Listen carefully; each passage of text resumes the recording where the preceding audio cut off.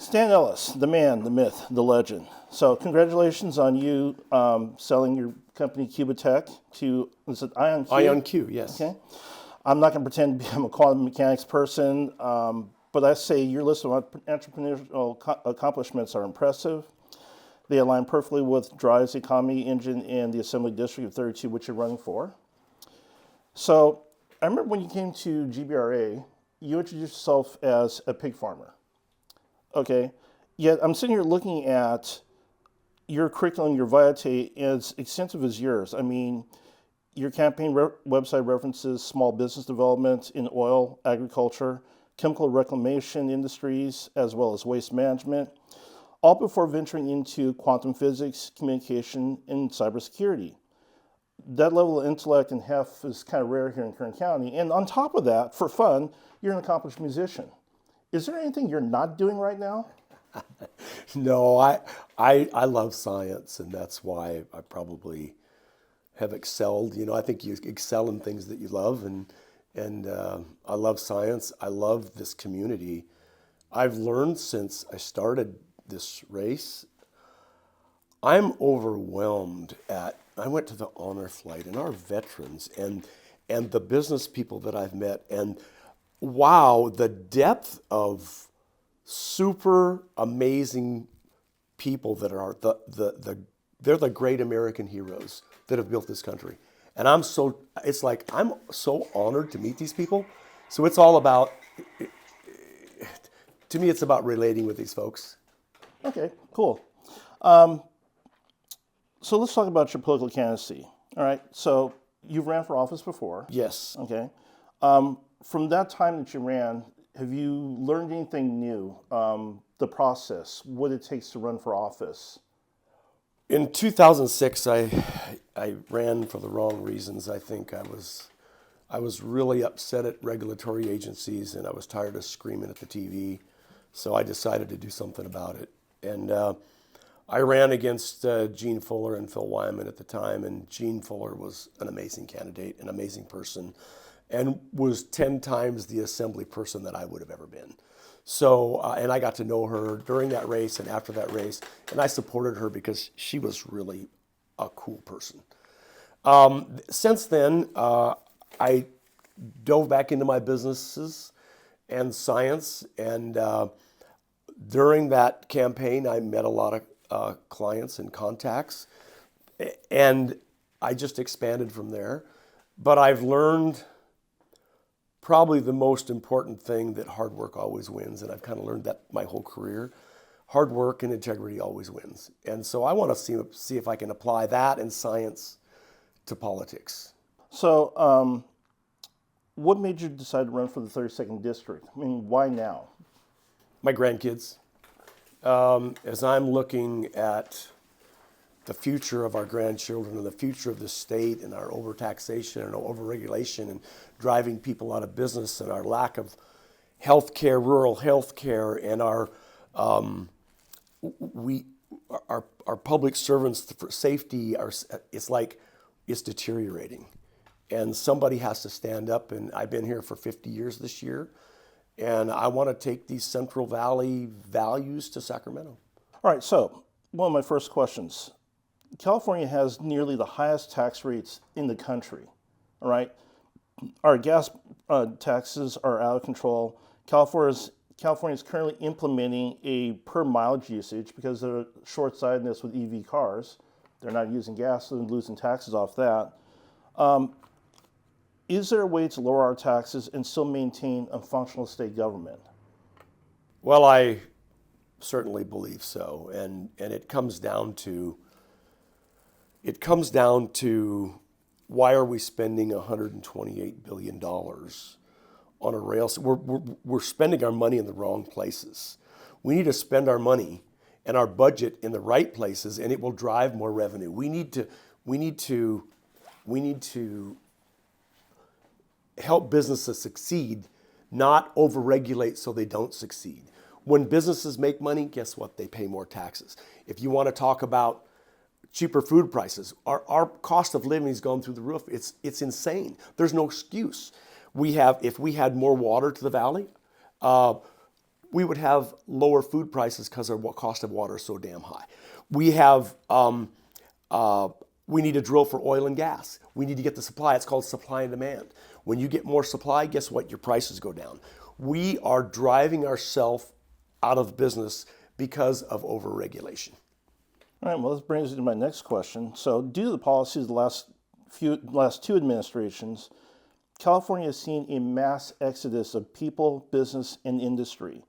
So much so that we've actually lost congressional seats. That's big. That's never happened in California's history before. We've always grown and gained congressional seats, but people have left.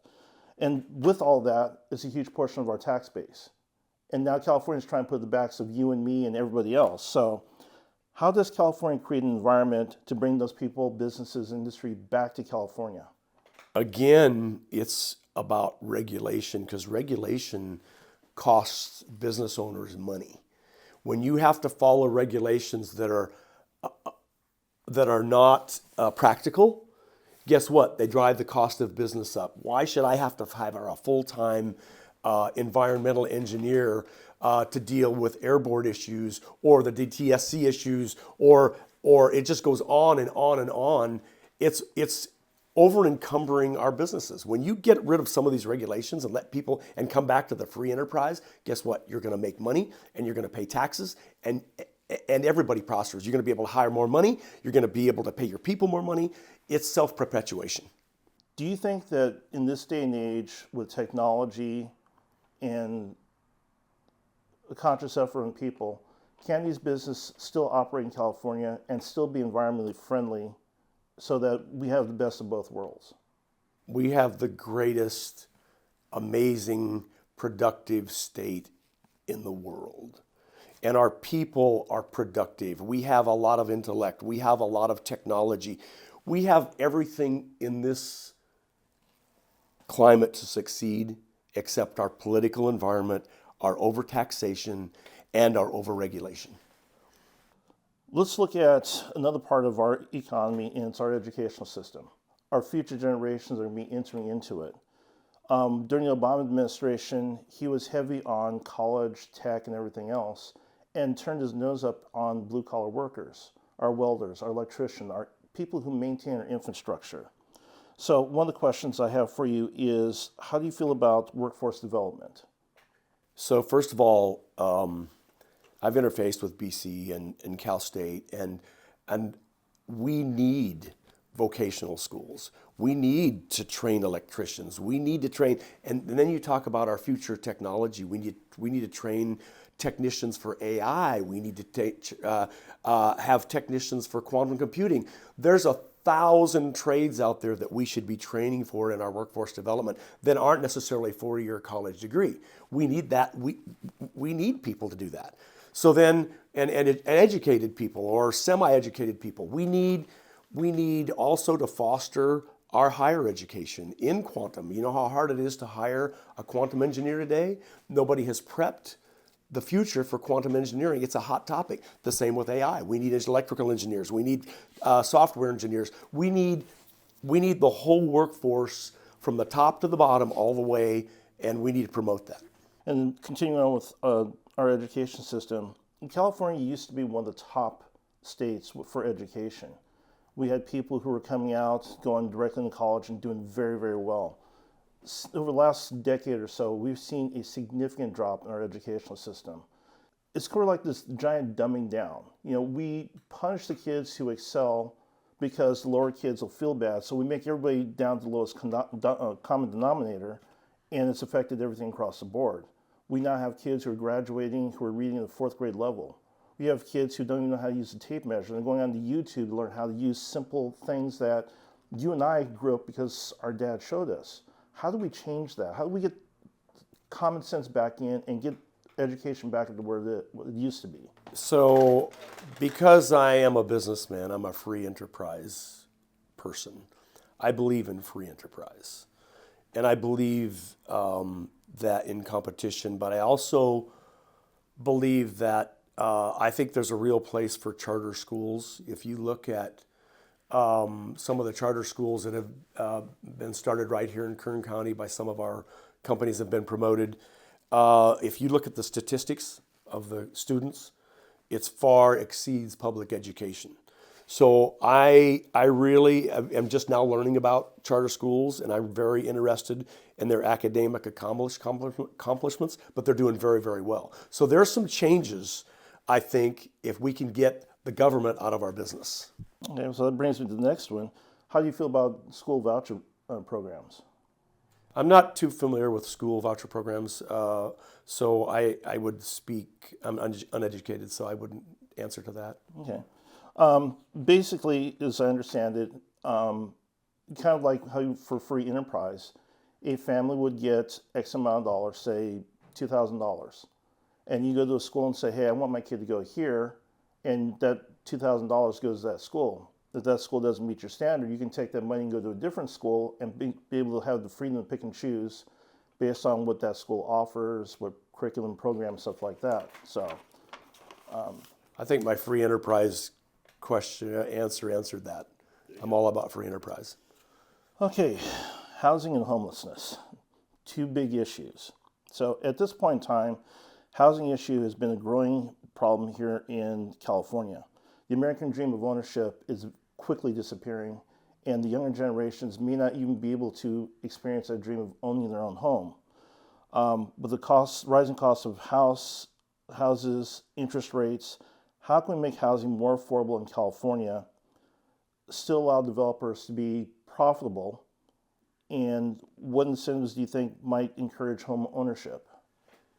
It's a complex question and issue, but first of all, we need to get rid of some of the issues with CEQA and again, overregulation.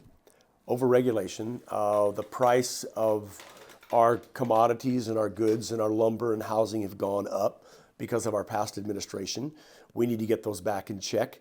But I think that overall, if we got rid of some of the overregulation and let these folks build as they need to build and not have to spend millions of dollars on permits and environmental reviews, we'd be a lot better off.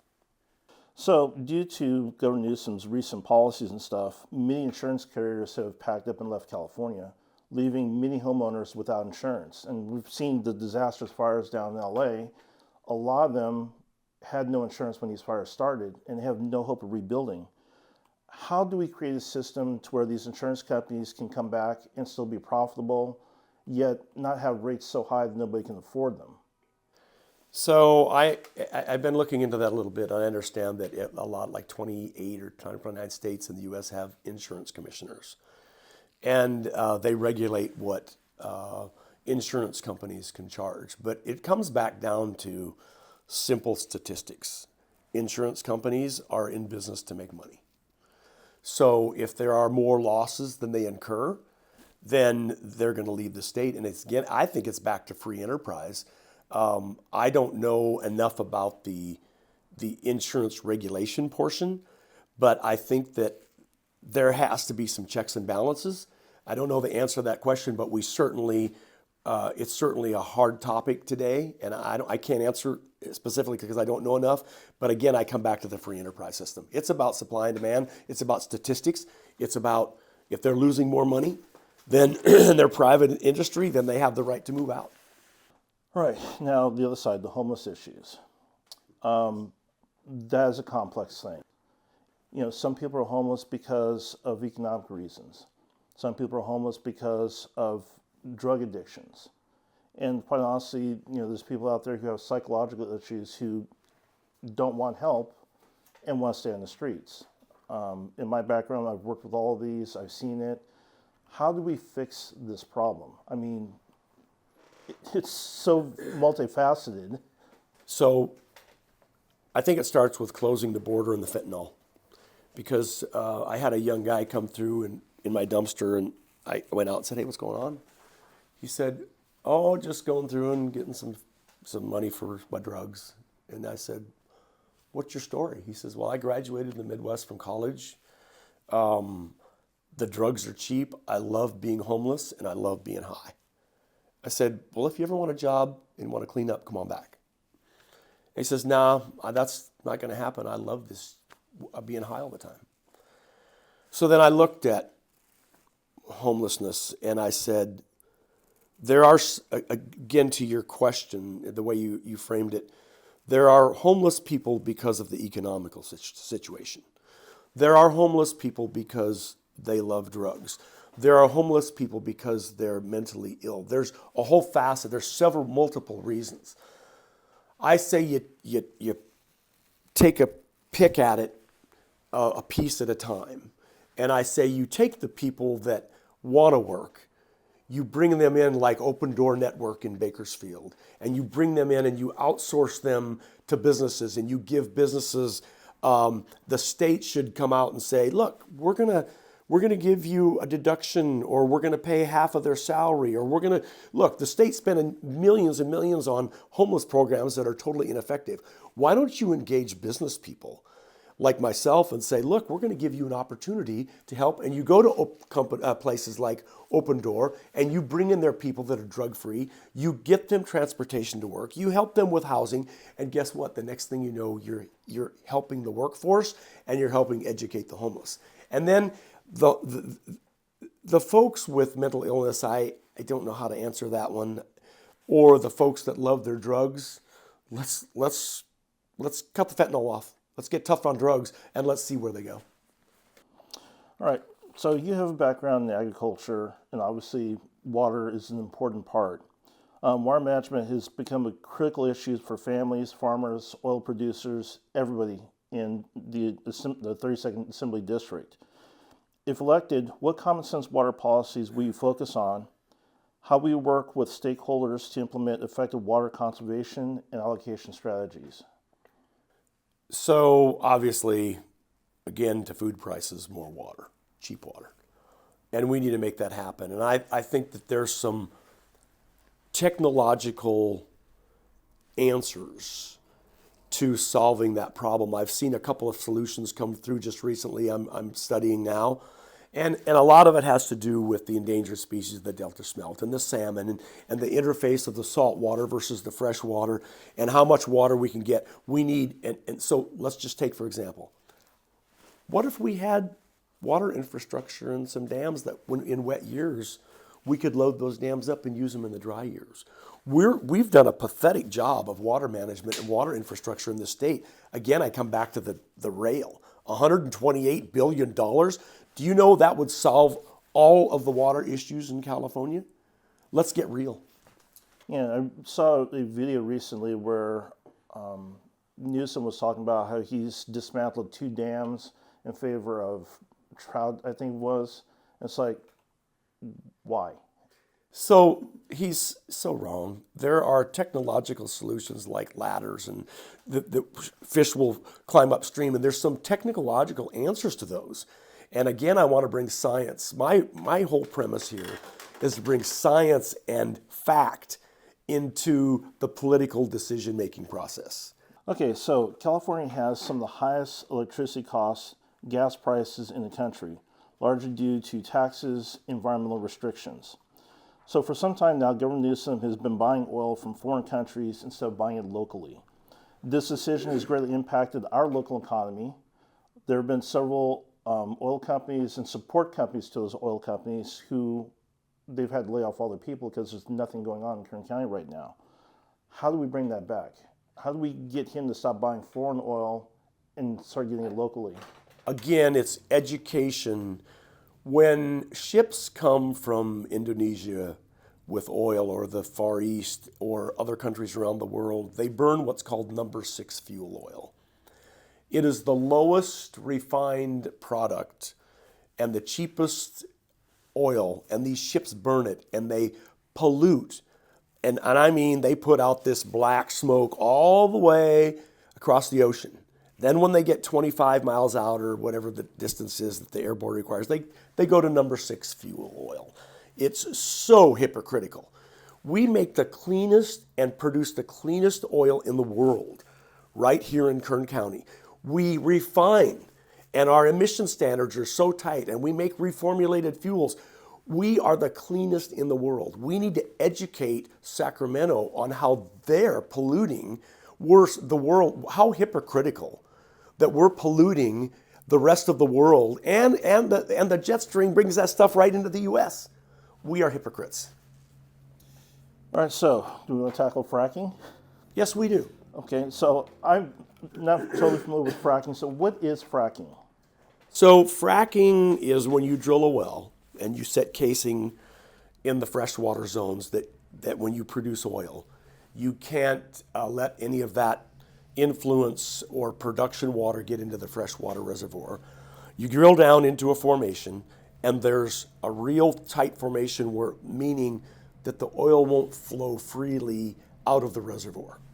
So what they do is they take hydroxyl ethyl cellulose, or guar gum, which is an edible polymer, and they mix it with sand, and they pump it into the formation more than the formation pressure, so it opens up some crevices where the oil can flow freely into the wellbore.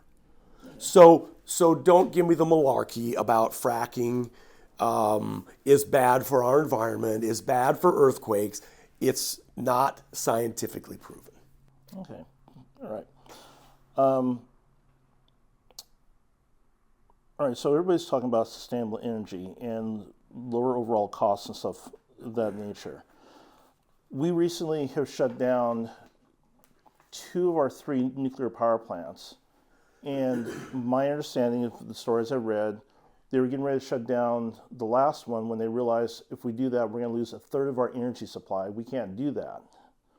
Now, recently I've come across numerous articles talking about something about micronuclear plants that businesses can own. Is that something that's actually feasible? It is feasible. Let me back up a minute. We need to produce oil and gas. 80% of our energy and electrical energy comes from fossil fuels. You don't just cut that off and say we're going to go all electric. That's a huge mistake, logistically and just scientifically and mechanically. It's a huge mistake. Now let's come to alternative energy sources. Nuclear is a very proven technology. If somebody wants to put a micro nuclear plant, it's hugely sustainable and it's very operational and it's very proven. I want to go a step further. As we continue to develop our natural resources in oil and gas, which we need to do to get to the next 50, 100 years, we do need to pragmatically look at fusion. We need to look at hydrogen. We need to continue wind and solar. A combination of all of those will ultimately replace fossil fuels in the future, but it's not right now. We're not being very pragmatic in our solutions. All right, but with oil though, they're looking at burning oil and gas and creating pollution stuff. But realistically speaking, we're never going to get off oil. We use it in far too many products. I mean, even in EV cars, 9% of it is petroleum-based plastics. Exactly right. The clothes we're wearing, our cell phones, everything. It's not going away. It's not going away for our lifetime or many lifetimes thereafter. However, if we start running out of oil in 100 years, what are we going to do? What are our great-grandkids going to do? We have to have alternative energies of fuel. And I'm all about nuclear. I'm all about fusion. But not right now. It doesn't make any sense. Some of it does. We need to develop it. But we need to come back to our fundamentals. We need to drill for oil and gas. It's the immediate solution to getting a price of gas down by supply. Okay. Well, in that case, flipping over to EV vehicles, Governor Newsom has this vision of we're all going to go EV here soon. My take on this is looking over the last couple of years, I think the last report I read, they estimated that California has about 1 million EV vehicles. But we don't have the power grid to do it. For the last 3 years, LA has sent out letters to EV owners, please don't fully charge your cars, the grid can't handle it. We have 94 million people in California. Let's say half of those buy EV vehicles. How in the world are we going to power those when it takes the equivalent of 20 refrigerators just to charge one EV vehicle? I'll come back to, you have to drive an electric vehicle 122,000 miles before it comes carbon neutral. So I'm all about someone that wants to drive an electric vehicle, but the infrastructure to sustain it is not there. So why are we promoting all electric by 2020, 2035? It's just a pipe dream. It makes no sense. It's not going to happen. With technology, is there a way to make EV vehicles both environmentally friendly? And I say that because when those batteries wear out, they become a toxic hazard, and you can't just renew them to the best of my knowledge. We don't have the technology for them, so they're going to become an environmental problem that they're trying to solve, if I understand the science behind it correctly. Well, first of all, there are some folks that are working on and have an extinguisher for lithium batteries, and it's being deployed as we speak. So it should be here within the next year or two. But I agree with you that the lithium batteries are, right now, are a terrible fire hazard. And that in itself poses a whole nother problem. So until we get that under control, we're right back to, there's faults with any technology. So I don't want to fault an electric car. I think it's a great innovation. I think it's a great idea. But again, let's use some common sense in how we deploy it. Okay. Let's talk about public safety. Okay. Nuisance policies have made it difficult to prosecute criminals. Up until recently, when the DAs got together and passed a new bill to make crime a crime again, one of the things that he did, and this is according to DA Cynthia Zimmer, is that Newsom basically emptied all the prisons and dumped them onto local authorities and then shut them down. And so we have no place to house these people technically. Do we reopen these prisons, or do we look at privatizing prisons? I want to get the criminals off the streets, and they need to be in prison where they belong. And how we do that, if it's a combination of both, I don't care. How can you defund the police? How can any sheriff do his job when he doesn't have the funds or the resources to do it? How can you walk in a grocery store and walk out with things and not even be held accountable? Prop 36 was a good start by the DAs and Cynthia Zimmer. I commend them. We need to enforce our laws already on the books. We need to get more police. We need to get more sheriffs, and we need to throw those people in prison. Okay. And along with that is, of course, the illegal immigration. They were transported all over the country in the middle of the night, given EBT cars, here's your money, go, be free. Then they ran out. I don't necessarily condone what they do, but I understand why the crime, and they're trying to survive. How do we fix that problem? You take the criminals and you send them back. Easy enough. But then there's the argument about, the cheap labor. They're doing the quote unquote the jobs that Americans won't do. Okay, so that's a yes and no. I as a farmer, having contract labor, a lot of the Hispanics are out there working, and they're in, and they work every day and they work hard. I think that we need to expedite the immigration process. And I think part of that should be, if you can show where you have a W-2 for the last 5 years and you are contributing to the society, let's get them in and let's figure out a way to make them a citizen because they're contributing. And then I think that, and let's send the criminals back. Let's get them off the streets. Let's get them out of here. Okay. So if elected, how can you support our first responders, law enforcement, firefighters, EMS personnel? Those are all tough jobs. They're oftentimes underpaid, working ridiculously long hours in a system that doesn't appreciate what they do. I think, first of all, I certainly appreciate what they do, and I think a lot of people appreciate what they do.